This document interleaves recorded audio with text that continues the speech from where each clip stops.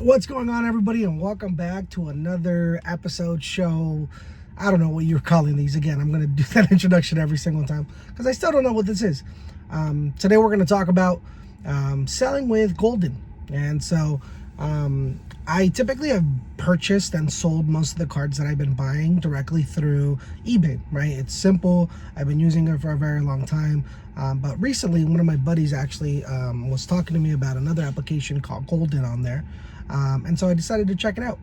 This video is actually not sponsored, by the way, at all. You guys can tell I only got 10 subscribers, so there's no reason for them to sponsor me anyway. But basically, from my understanding of what Goldin looks like, it's another kind of auction website, but this is more for like higher end stuff. There's a lot of different memorabilia. They actually only accept cards that are already graded, and they have to go through some authentication procedures. And selling with them is also a little bit different, and that's kind of what this video is going to be about today. So if you go into the website, you actually scroll to the very bottom and you say, you know, I want to sell with Goldin. It actually doesn't allow you to create your own listing or to take pictures of your item. You actually have to send a request or an email to them about what it is that you're attempting to sell. I actually had a couple of cards that I was just going to try to throw in there because it's, you know, higher end, maybe try to see how it works. And so I sent in a couple cards, but I got an email back saying that the value of the cards that I had actually submitted was not enough, and so they were actually not interested in purchasing or you know, listing my items on there. And so I was taken aback because I was like, oh wow, then this means that they are very selective on, you know, what it is that they're trying to auction off on there. Fast forward, I've purchased a really cool card that I actually personally like, which is this Downtown Fernando Tatis Jr. card. A Beckett 10 graded. Everything's a 10 on there, except I think the centering is a 9.5, but it's still got a 10, right? Sorry, I have these little rubber bands on there for a reason, and I'll tell you what that is here in a bit. And so yeah, purchased this card. Absolutely love it. I'm obviously born and raised in San Diego, California, so it's a really dope card. However, I got it for a really good price, and I'm thinking that maybe I can go out and turn a nice little profit. And so I reached back out to Goldin to see if they were interested in this card, and to my surprise, they actually came back with a yes. And so that's where I'm at today. I'm kind of going to go through the process, and then I'm right outside of FedEx, so I'm about to ship it out to them.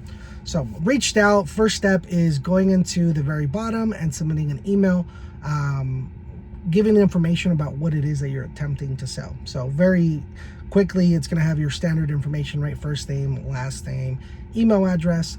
Then it's going to go ahead and ask you for the name of what it is that you're attempting to sell with them.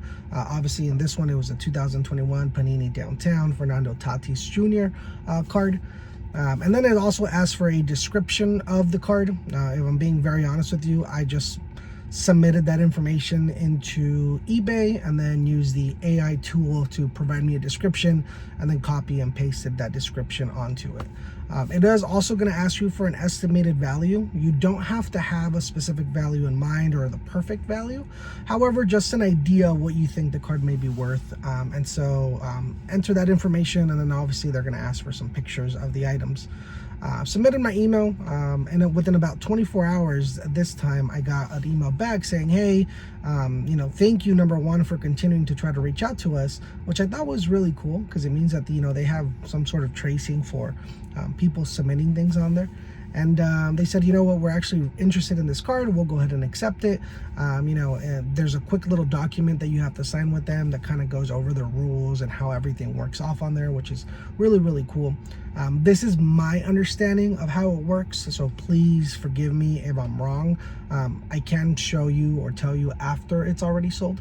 But basically, it says that as a seller, you get 100% guaranteed.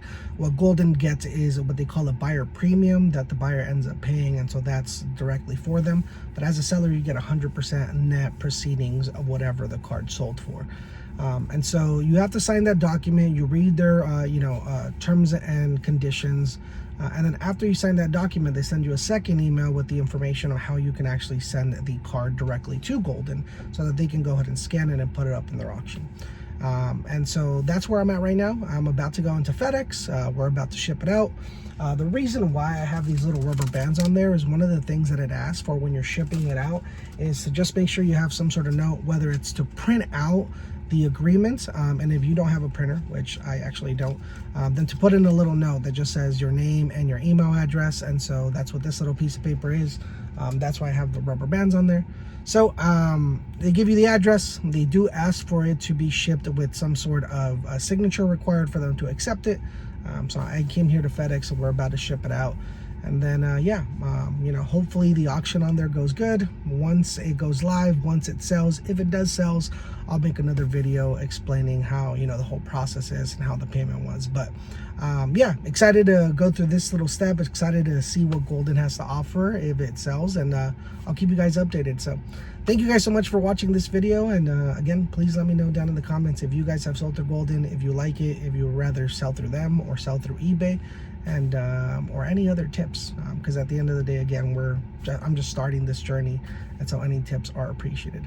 But thank you so much for listening, and I'll keep you guys updated on how this goes.